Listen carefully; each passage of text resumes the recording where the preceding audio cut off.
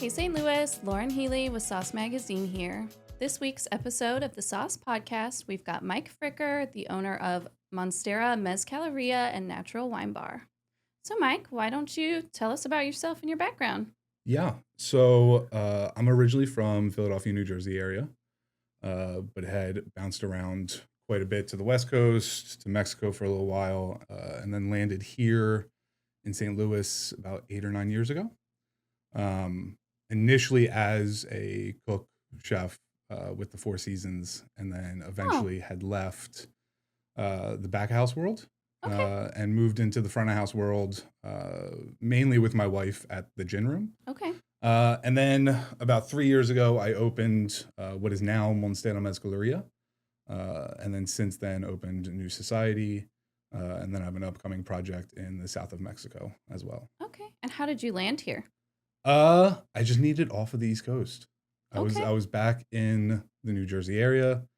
I had lived on the West Coast, wanted to try something different, saw an opportunity with the Four Seasons where maybe eventually I could get into the islands or, a little bit more south. I'm a big beach person. Same. Yeah. So obviously that didn't happen. Yeah. I met my wife who had an amazing restaurant here with her family and just kind of fell in love with St. Louis. Okay. When did you meet her? In 2018. Okay. And how long's the gin room been around? The gin room has been there for about 10 and a half years. Okay. But they had Cafe Natasha, which was at that location on Grand for just around 30. Okay, cool. So tell us about your spot. So it had a different name when it opened originally, right? Yeah. So we were initially Grand Spirits Bottle Shop. Okay. And we opened in 2021, kind of build out through the pandemic. And we meant to be just like a little neighborhood bottle shop. But obviously, that didn't come to fruition the way I'd hoped. But since living in Mexico, I had a real big love for agave spirits and stuff like that. And over the 2 years that we were Grand Spirits, we had gotten able to work with a lot more importers and distributors within the market here. And so we were just able to bring in a lot more agave spirits. And once we felt comfortable enough to become a traditional mezcaleria, we went that route. Okay. I feel like mezcal is really trending lately. Agave spirits in general. Yeah, okay. I see sure. mezcal on a lot of menus. Yeah. Okay. It's having its time. Why do you think that is? I think a lot of it's education, consumer education, guest education. I think for the longest time, tequila had been a little bit popular, but with the rise of like the additive free movement and cleaner tequilas and stuff like that, it really became a trendy thing. And then as mezcal kind of goes hand in hand with those agave spirits and is kind of the parent to it, it's I think a little bit more understood now. Okay. Previously, it was understood as like the smoky tequila and stuff like that. And now, especially with people's love of wine, mezcal being such a terroir-driven spirit and kind of the openness of it, I think people are understanding it a little bit more. Okay. Can you walk us through like all the different agave spirits? Yeah, for sure. So there's a bunch of different DOs. Mezcal is going to be kind of the parent. So the saying is, not all mezcal is tequila, but all tequila is mezcal. Okay. So mezcal is the word that denotes all agave spirits. Interesting. Tequila was the way the city of Tequila in that region kind of made their mezcal. Okay. And then it became its own kind of term and DO eventually. But then there's a bunch of others. There's Bacanora in the north. There's Raicilla, which is out in Jalisco, and two small communities out there, coastal and highlands. And then you have Lake Sotal. And then there's a couple other small ones. There's one down in Chiapas and all kinds of stuff. And are all of those on your menu? For the most part, yes. Okay. We have sotals, we have raicillas, we have tequilas, mezcals, all that kind of stuff. Okay. Some of the smaller ones are a little bit more difficult to get still. Okay. Yeah. So tell me, why did you decide to do the rebrand exactly? I think for the most part, when we first opened, I would have loved to have opened an agave spot. I think we didn't have the traditional, our program denotes that we are a traditional mezcaleria. So we only work with producer-owned, producer-driven projects. We don't work with any large conglomerates or larger companies. Okay. We only work with things that are made in the traditional kind of ancestral method. And there just wasn't enough of it. Okay. For us to be able to call ourselves a mezcaleria, we felt like we had to be able to execute and have a wide range of options, Okay. large enough to be able to do so correctly, Okay. and authentically. And when did you do the rebrand? September. Okay. How's it been going? September. It's been fantastic. Yeah. It's been really beautiful. You know, we did it in 2 stages, kind of the rebrand initially, and then the expanded bar program. Okay. With that, and then we just did a big renovation about a month and a half ago, and built out a whole brand new bar and added a whole bunch of bar seatings. And so now it is more so of a cocktail bar with a retail shop option instead of like a retail shop with some cocktails. It looks really nice in there. I think the vibe is good. Yeah. So on my recent visit, I had the Monstera, your eponymous cocktail. Yeah. So good. Thank you. Why is it so good? Tell us about it. Man, it's delicious. I think the herbal syrup that we use, the kind of the blend of the basil and the mint cilantro kind of really gives that nice kind of herbal heady tone. But the raicilla that we use is just funky enough to make it playful. Yeah. And then the little bit of like mango-coriander infusion kind of rounds the whole thing super well. And what is the mango-coriander infusion? So we infuse the raicilla with dehydrated mango and coriander. Okay. And we just sous vide it for like 2 or 3 hours. Okay. Just enough to kind of round it out and give it some more tropical tones. Kind of like a boozy green juice. It is. I love that. It's the healthiest way to drink. Perfect. That explains why I like it. Makes you feel a little bit better about yourself. Yeah. Okay. And then I feel like the cocktail list there just is so awesome. Yeah. Like, did you come up with all of those? Yeah. So we do it as a team. Okay. I'm a big believer that, you know, more sets of eyes on everything just kind of equals out. So we try and do everything as a team. But yeah, the cocktail list is really kind of expanded right now. We're really focusing in just kind of super drinkable, really approachable cocktails, just done technically super well. Whether that be on the back end and the actual like infusions and the technique of creating, or the actual technique of like balancing cocktails appropriately. It's a really unique menu. Yeah. And everything I've had is really good. Thank you. I'm Thank you. a pretty hard judge, so. As are we. Yeah. Okay. And tell us about New Society. Yeah. So New Society, we opened about almost 2 years ago, or almost 2 years ago now. And the program down there is really fun. It's really unique. Our style is definitely a little bit different. Yeah. We definitely focus into a little bit more of a like culinary style technical approach on the back end. Okay. While still trying to maintain like some palate kind of recognition. So you're not getting something that's like so weird that you have no idea what you're drinking. Yeah. There are like a couple of those cocktails just to kind of play and have some fun. But for the most part, we try and have something that feels like a margarita or feels like a daiquiri or feels like an old fashioned. Okay. But just a little bit upgraded and a little bit kind of with our spins and plays and techniques on it. Okay. And then you tapped a fairly prominent bartender in the scene for down there? So Meredith and I do New Society together as far as like a creative kind of output goes. And then the team always has a ton of input into it as well. So it's something that is not just like me and Meredith dropping a bunch of cocktails. You know, the team, the process for that, one of those menus takes almost 2 months to come up with, the R&D to walk through before we actually launch. The menu is crazy. Yeah. I've never seen a menu like that. What inspired that? So I think as bartenders, a lot of times there's so much that we want to say as far as we get to watch kind of culture right in front of us, you know, on the other side of the wood. And so for us, it was a large point of, okay, we have some things that we would like to point out and, you know, hopefully start a conversation with. And so we just kind of went that route, and it's something that we're really proud of. It's something that we are able to lend a voice to and really kind of open up our worldview and our opinions. And hopefully it starts a conversation with guests, and we love to talk. And so the menu's like one cocktail per page, right? But then it's got like a whole explanation about it. Yeah. So each cocktail comes, this specific menu, each cocktail comes with something that we're seeing in the world.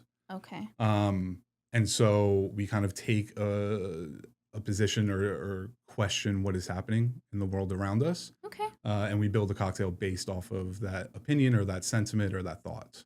Okay, Yeah. very cool. And it's Meredith Berry, right? Yes. And she's with Platypus as well? Yes. And was she on a Netflix show? She was on Drink Masters. Okay, Yeah. that's really cool. Yeah. Awesome. Okay. And then tell us, how do you get down to New Society? You just come in and talk to the bartenders in Monstera. Okay. It's pretty easy. There's on Friday, Saturdays, we do recommend reservations. Yes. It gets a little hectic. Or you hectic. have to wait, Yeah. as I experienced. And there, I mean, New Society's small. Like Monstera is small. We've got maybe 25 seats-ish.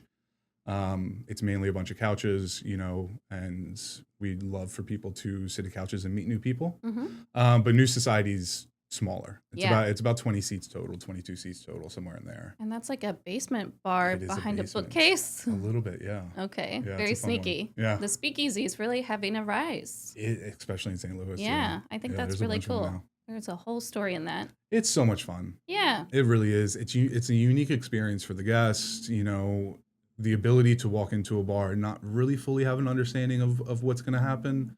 That kind of mystery, that kind of excitement of, I'm not sure exactly where I'm going. It's fun. It was really cool. Yeah, you get to play with people a little bit. Okay. So you said you're opening a bar in Mexico? I am. Tell us about that. Yeah, Malcriado. Okay. So I lived in Oaxaca for about a year. Okay. A little bit over, and then in Mexico City for a little bit as well. Okay. And so I've always loved Oaxaca. I'm there quite often. Okay. For the past 8 or 9 years, I've spent maybe about 2 to 3 months there out of the year in different trips and stuff like that. And about 8 or 9 years ago, I met 2 of my best friends in the world. They're both Oaxaqueños. They both work for mezcal brands down in Oaxaca. And we've talked about opening a little project together for the past 5 or 6 years. Okay. But about a year ago, we started taking it a little bit more seriously. Started doing pop-ups in Mexico City, in Oaxaca, in the U.S., in a couple different cities. And so we found the space finally about 2 months ago. Cool. And so, wow. Yeah. That's a quick turnaround. The space was already gorgeous. Okay. The bar that was there before us, very good friends of ours, they did an amazing job on the actual build out and the layout and stuff like that. So there's not a ton for us to do besides kind of change the inside decor, the painting and stuff like that. And we've had the chairs, the tables, all that kind of stuff for about 6 or 7 months. Okay. And so it's just a matter of we're getting all the behind the bar stuff all custom made for us. Nice. And that's already in the works. So we're hoping to be open in maybe about 3-ish weeks. That's super cool. Yeah. So is it just a bar or is there a food program too? There is. So it is a cocktail bar and mezcaleria. Okay. The focus is really on kind of high-end technique cocktails at a super approachable kind of style, more of like a neighborhood thing with the back end being a little bit more technical. Okay. And then just very special mezcals from all over Mexico. Nice. As far as food, the people who had the bar still have a restaurant next to it called Nen. Okay. And so they'll be doing the food program for us and we'll be offering their food. That's very kind cool. of a partnership. I love that. Are we going to get to see any of these special mezcals here in St. Louis? Possibly. Okay. Yeah. So at Monstera, we bring up a lot. So we do batch picks where every time I'm in Oaxaca, I always go out into the country and spend time with producers and spend time at the palenques and stuff like that, where anytime I taste anything that's just special, I'll always buy, 20, 30, 40 liters of it, bottle it with the producer, and just throw like a little Monstera sticker on there or something like that and ship it up to the U.S. Very cool. And so we have maybe about 5 or 6 special batches that we release at Monstera every single year. Oh, gotcha. Now we'll start doing them in tandem with Malcriado. Oh, okay. And so actually 2 days that I'm down there this weekend, we'll be going around looking for special batches just for Malcriado, where I might send some up here. Cool. For sure. You said you're a beach guy. I am. What do you like to do on the beach? I grew up on the coast in New Jersey. Sure. And so I'm a big, I enjoy surfing. I enjoy sitting on the beach. Okay. Any snorkeling or scuba? No, not New Jersey, not too much. Well, what about in Mexico? I've never been to a beach in Mexico. What? Yeah. In Oaxaca, it used to be kind of difficult to get out to the coast. Oh. It was like a 7 or 8 hour drive through the mountains. Oh, okay. And I don't handle those roads super well. Yeah. I get very car sick. Yes, me too. In the mountains, especially if I'm not driving. Yeah. It's awful. Okay. Now there's a really easy highway from the city. Okay. Where it's like a 2 hour straight shot. So Oh, I good. might try and get out to, it's called Puerto Escondido. So I Okay. might try and get out there I think that you should. this week. Yeah. That sounds nice. It's supposed to be gorgeous. So How can it not be? it's a beach in Mexico. The It's gotta be. tropics. Yeah. Can't go wrong. For sure. Okay. So you have a Mexican Spirits Festival coming up I do. here in St. Louis. I do. What's up with that? We are incredibly excited. Okay. It's something that my partners in Oaxaca and I have spoken about for a while. Oh. One of them is actually going to be coming up for it as well, Okay. and has kind of helped organize a lot of the back end. Cool. We've gotten to the point where we work so closely with the importers, the producers. We've felt comfortable enough in that St. Louis might be ready for something on a little bit larger of a scale. So Okay. we have launched Copita. Mm-hmm. Copita is it's the cup that you drink mezcal out of. Okay. It's a very specific cup, but it's kind of that word that denotes that. Okay. So we are doing a Mexican Spirits Festival. Only traditional brands. We have about 40 different brands that are going to be there. We'll have about over 200 bottles for people to taste and sample, and then purchase retail there at the space as well. Okay. And we're really, really excited. There's producers coming up from Puebla, from Oaxaca, from Mexico City. There's brand reps coming in from all over the US. Our one kind of thing has been that A, you have to be super traditional, and then B, you have to bring in somebody to be able to educate appropriately on what people are tasting. So it's not just, let's go to this table, let's shoot this tequila, and let's move on to the next.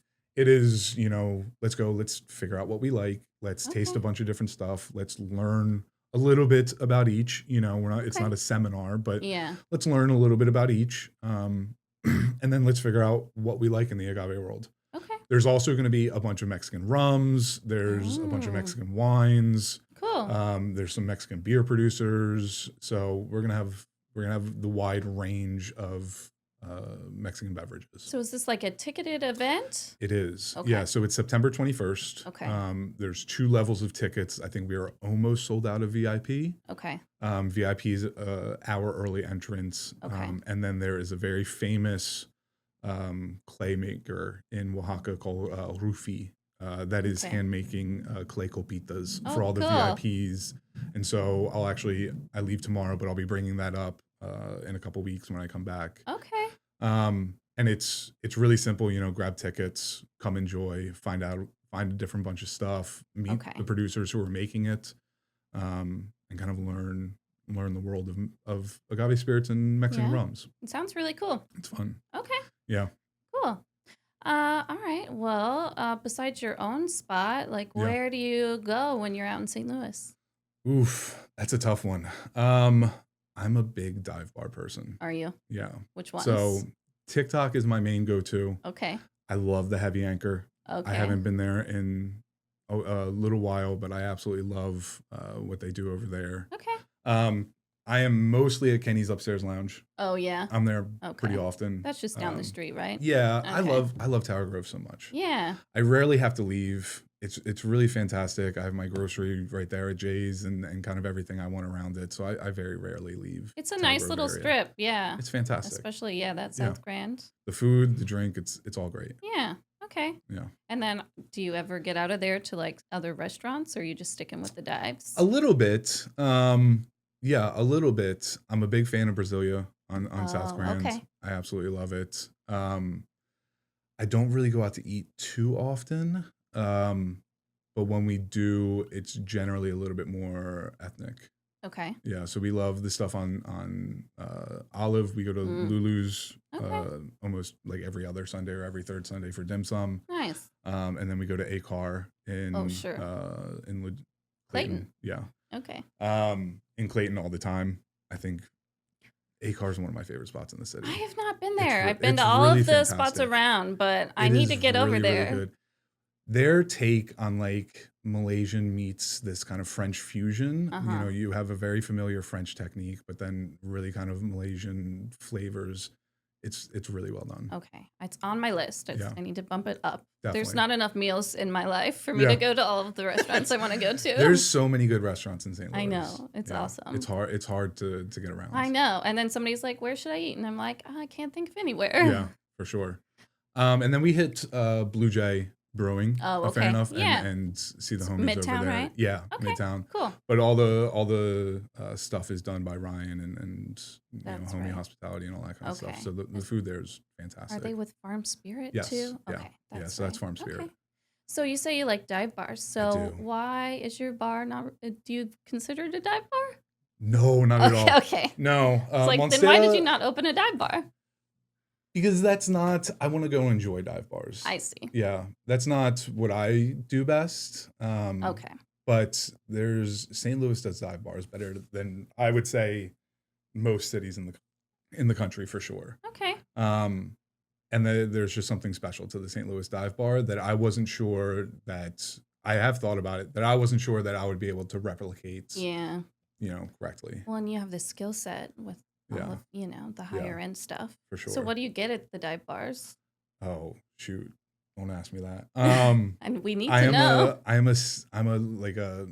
So there's a bartender thing where you typically have like 3 or 4 drinks in front of you. Uh-huh. So if I'm at TikTok, it is a Bush or Stag, a Campari soda, a shot of tequila, maybe a Fernet. All at once? All at once. And just sip back and forth. Oh my goodness. Anytime it's pretty much just a beer and a shot. Okay. Yeah. Wow, multiple drinks. You know what? Gin soda is another big one. I respect that. When I went to New Society, they were like, these are our 3 flagships, so we ordered all 3. Yeah, you have to. Yeah, why not have a little extra? Yeah, I don't know what I want to drink at any given second. Options are important. It's true. Yeah. Okay. All right. So, what's your current favorite cocktail? Ooh.